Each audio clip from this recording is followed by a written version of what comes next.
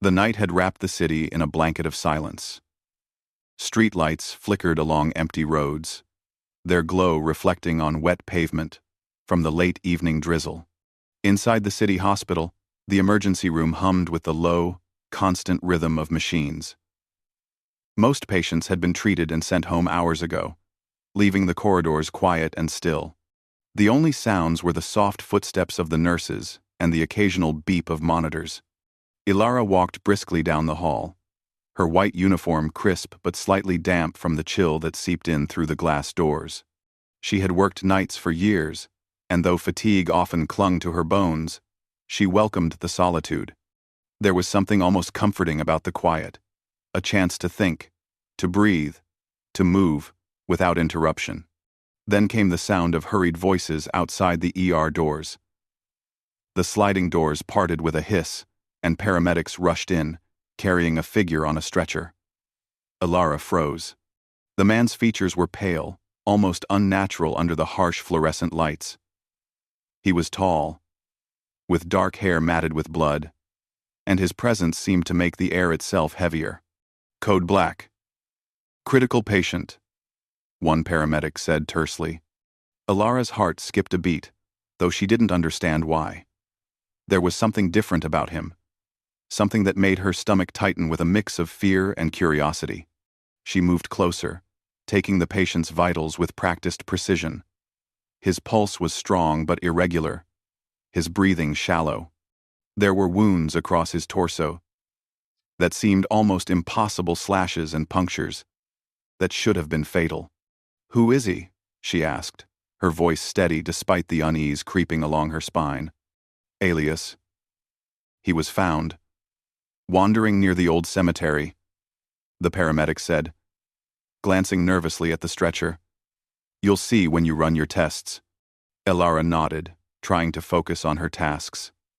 She guided the stretcher into a secluded room, away from the usual traffic of doctors and patients. As she began to examine him, she noticed something strange. His skin seemed almost luminous in the dim emergency lights.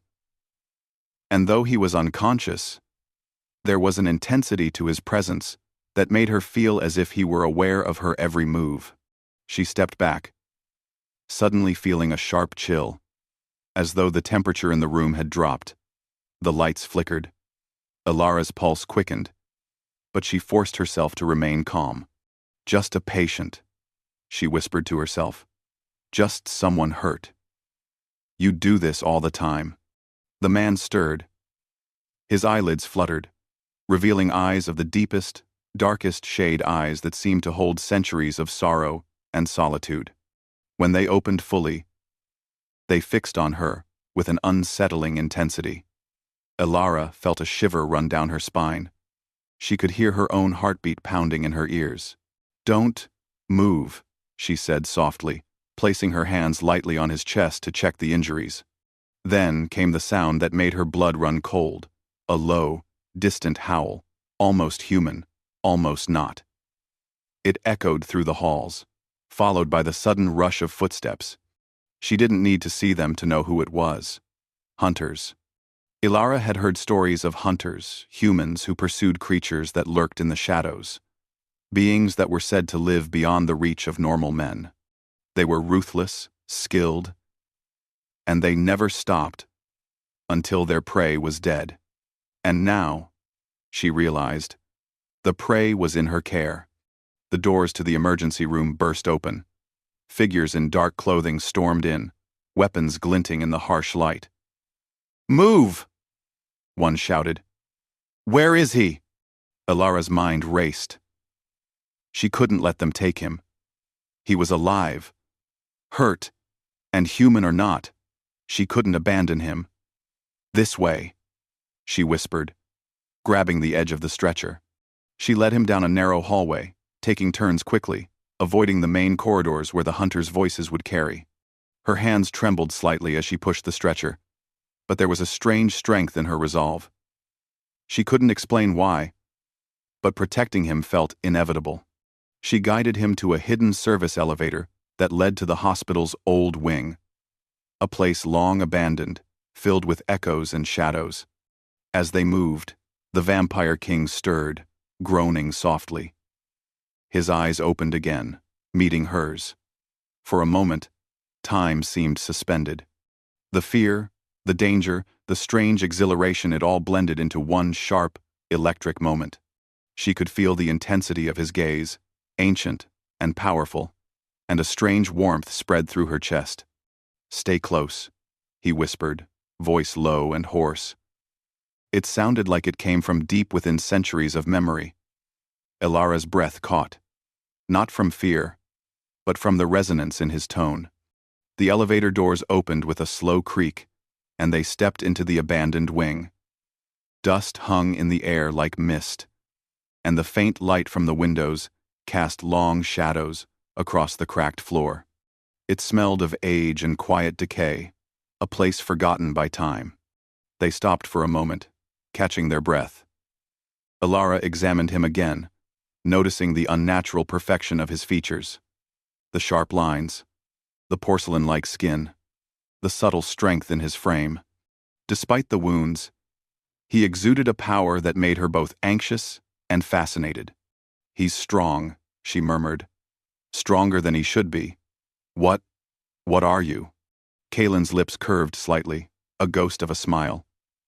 "Alive," he said simply. "And in your hands. For now." Ilara's heart skipped again. His words were calm, almost intimate. And though she didn't understand fully, she felt a strange connection, a sense that they were bound, if only for this night. The sound of footsteps approached again. Hunters. She could hear them searching, voices low and angry. Ilara's pulse quickened. She had to think fast. She spotted a small stairwell leading up to the roof. It was dangerous, but it might be their only escape. "Can you walk?" she asked. Voice steady, though her hands shook. He nodded slowly.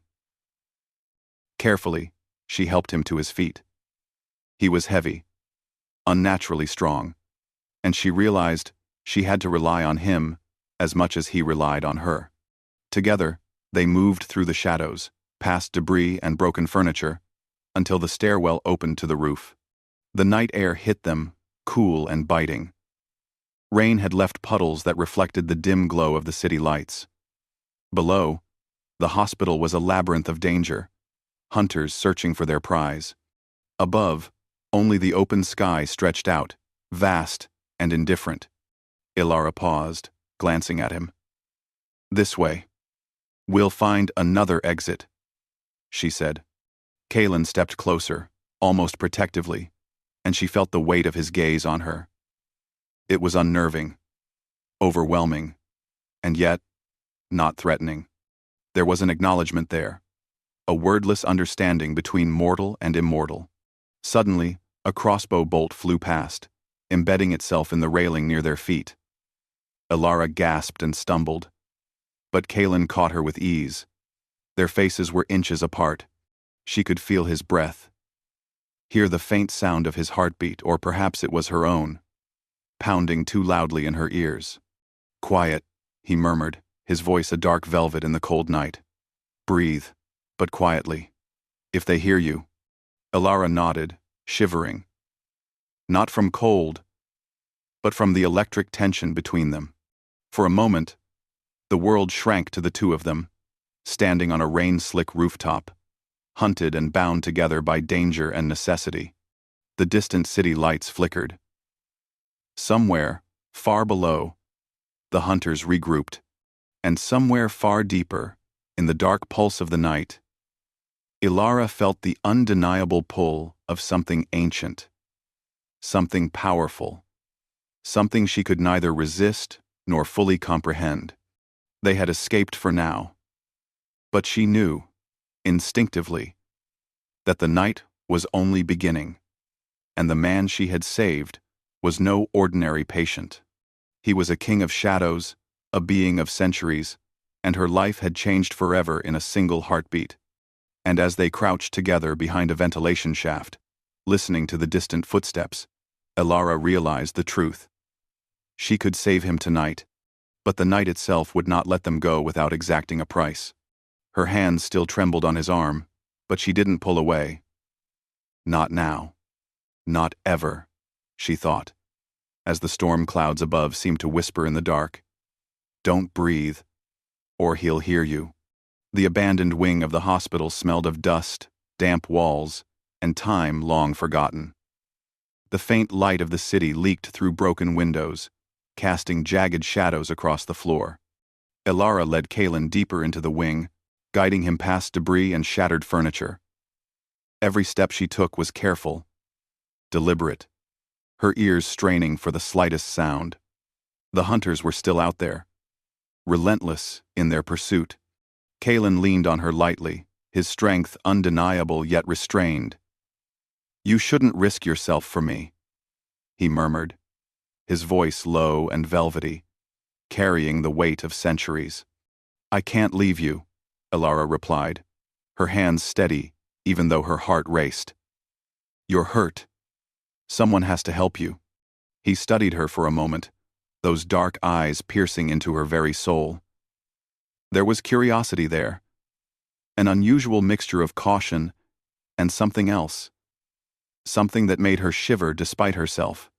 You are brave, or foolish, he said finally, a ghost of a smile brushing his lips. I prefer brave, she answered, trying to keep her tone light.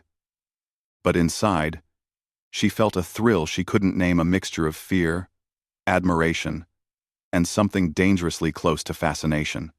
They found a relatively safe corner in a small room. Dust-covered medical equipment lay scattered around, remnants of forgotten care. Elara began tending to Kalen's wounds, her fingers gentle but confident as she cleaned cuts and wrapped torn flesh. You are not like anyone I have ever seen, she said quietly, almost to herself. Kalen's dark eyes softened, though they remained wary. I have seen centuries pass. I have seen kings fall and empires crumble. I have known power and solitude alike. His voice was thick with sorrow. And yet, never have I met someone like you, someone who does not tremble at my presence. Elara paused, her hands hovering over his chest. I am careful, she admitted, unsure why her words felt inadequate. I can sense danger, yes. But I also see everything else. And right now, all I see is someone in pain who needs help. For a moment, silence fell over them, broken only by the distant echo of footsteps. Even though they were quiet, the sound reminded them both that the world outside was still very much alive and still very dangerous. You are mortal, Kalen said softly, almost to himself. You do not know the forces you touch when you choose to protect me. I know enough to keep going, Elara replied firmly, even if I don't understand it all. He studied her again, his gaze intense, almost unnerving. You are remarkable, he said finally. You risk everything for a being like me. I am dangerous. Maybe, she admitted. But I also believe that even dangerous things can be saved. Kalen's eyes flickered with a mixture of surprise and something deeper, almost longing. It had been centuries since anyone had spoken to him with such fearless compassion. The loneliness he had carried for so long weighed heavily on him, and in that small, dim room, Elara's presence felt like a lifeline. Hours passed as she tended his injuries and kept him calm. She learned fragments of his story, his kingdom destroyed, his people scattered, a curse that bound him to immortality and solitude. Each detail she uncovered made him seem more human, despite the supernatural power that radiated from him. You do not have to stay, Kalen said quietly after a long silence, watching her as she adjusted a bandage. I will stay, she replied without hesitation. If I leave, they might find you. And if they do, her voice trailed off, unspoken fear lingering in the air.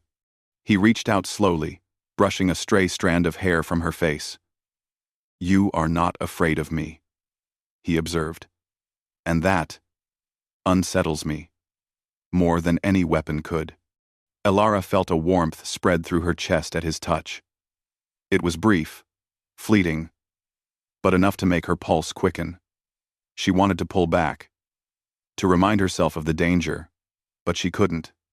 Not entirely. Fear is not always weakness, she said softly. Sometimes, it is what helps you survive. Kalen's gaze softened, though his eyes still carried centuries of sorrow. Perhaps, he said. But what you feel is not fear. It is something else. Before she could respond, a sudden crash echoed through the building. The hunters had found a way inside. Their voices were low and angry, and the sound of metal scraping against the walls told her they were armed and relentless. Ilara's hands froze on Kalen's arm. "They're here," she whispered. Kalen's lips curved into a faint, dark smile. "I expected no less." He rose slowly, his movements graceful, predatory, yet controlled. He was strong, far stronger than she could imagine, and the air around him seemed to thrum with power. "You don't have to fight alone," Ilara said, her voice steady despite the fear clawing at her. "I never do," he replied, his gaze locking with hers. In that moment, the bond between them deepened, forged in the shadows of danger and the quiet intimacy of shared survival. The hunters broke through a barricade, their weapons raised. Kalen moved with fluid, almost supernatural precision, disarming and incapacitating them without lethal force. Ilara watched, a mix of awe and fear in her eyes. He was deadly, yes, but he was controlled. And more than that, he fought to protect her, not himself.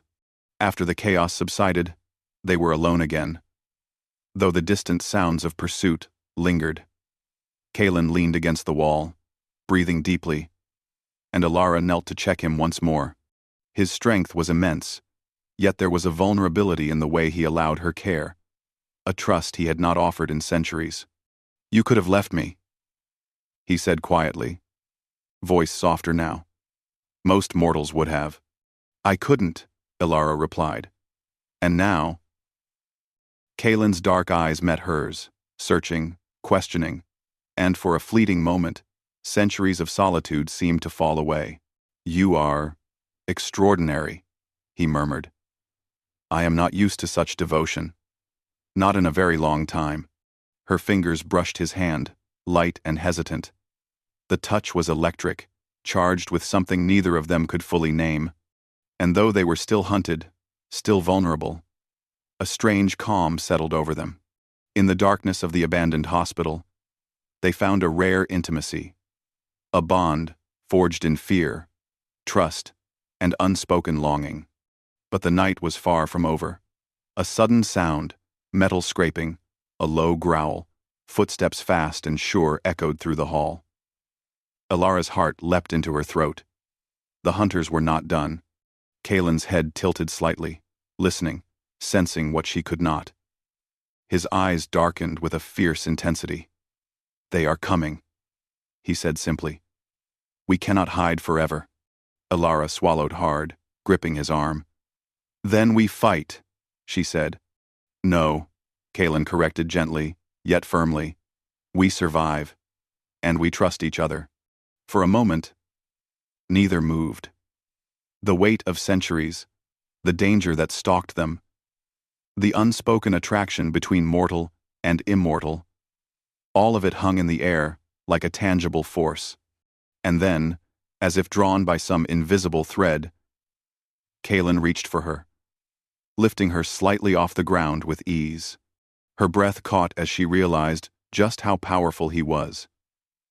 Yet he held her with care, not cruelty. "We must leave," he whispered. "There is a path, but it is dangerous. You must be ready." Ilara nodded, though her pulse raced for reasons she could not entirely name. She had followed him into shadows and danger, and she would follow him further still. There was something magnetic, something inevitable, about their connection.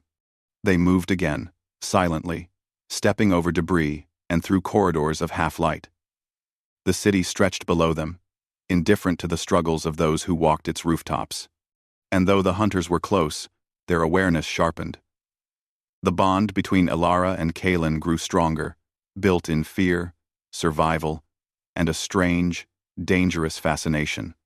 As they paused on the edge of a rooftop overlooking the city, Kalen's eyes met hers once more. "This night is far from over," he murmured, voice dark and low.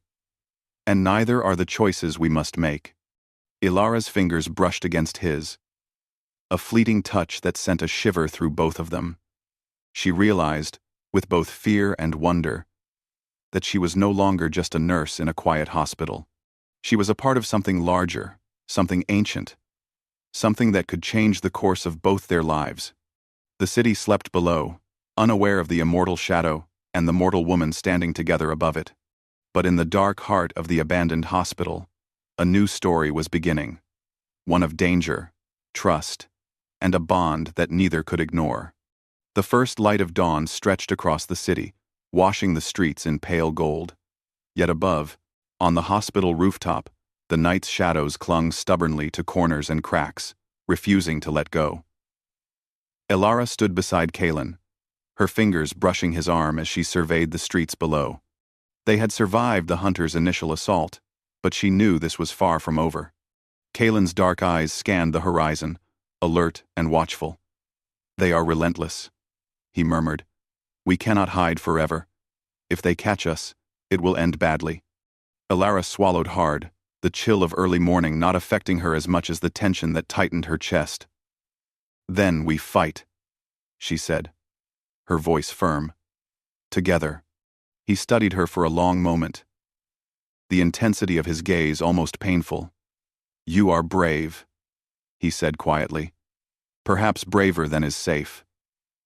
And perhaps that's why I'm here," she replied softly, her voice carrying a determination she did not fully understand herself. "I won't leave you. Not now. Not ever. Not ever. Not ever. Not ever." Kalen's lips curved into a faint, almost wistful smile. He had lived through centuries of betrayal, loss, and solitude. Mortals had always been fleeting shadows in his long life, unable to touch him in a way that mattered. But Ilara, she was different.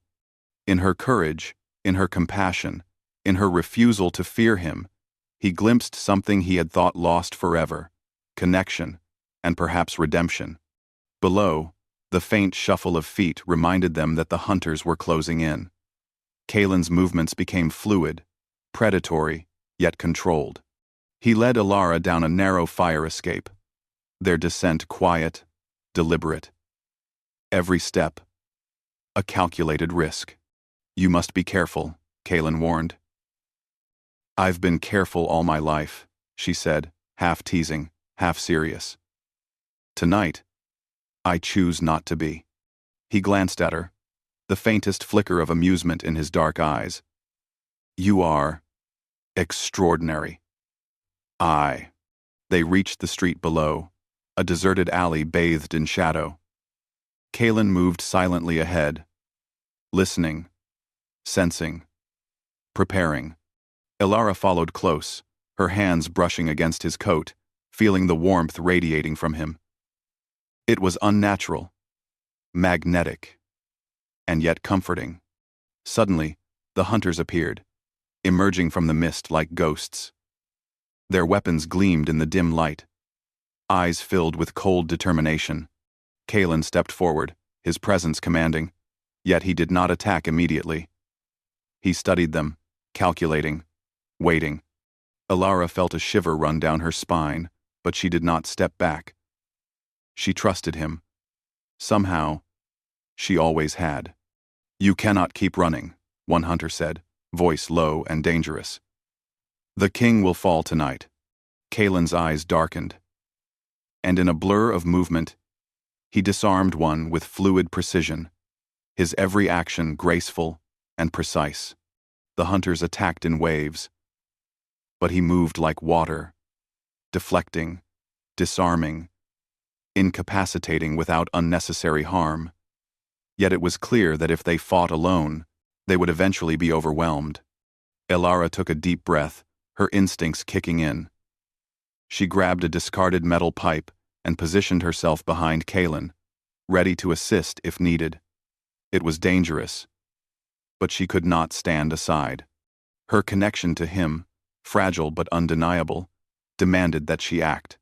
One hunter lunged toward them, but Kalen moved before the attack landed. He caught the man's wrist mid-air, twisting and redirecting his momentum.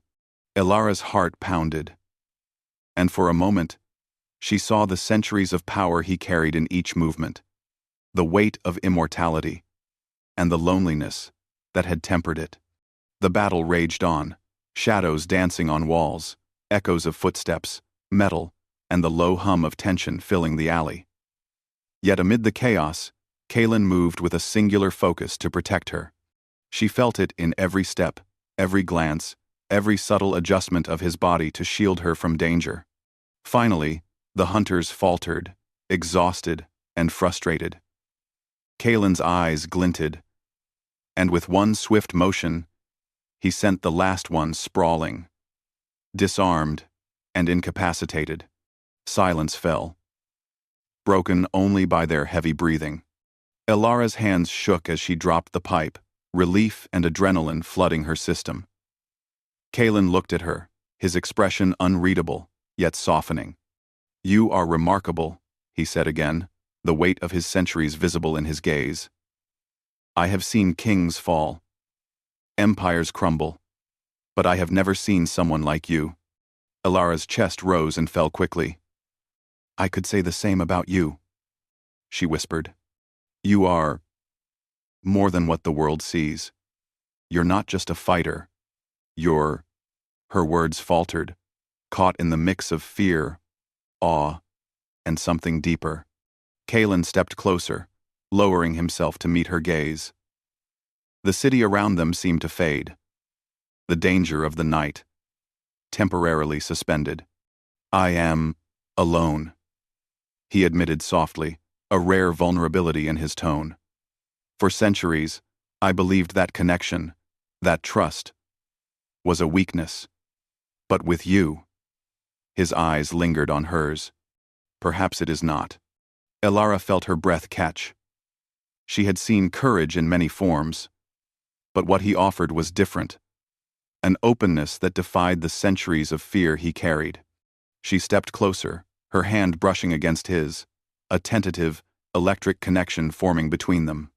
"Then don't let me be your weakness," she said softly. "Let me be your strength. Let me help you." Kalen's dark eyes softened, and for the first time, she saw him truly unguarded. He reached out, taking her hand in his larger, powerful one.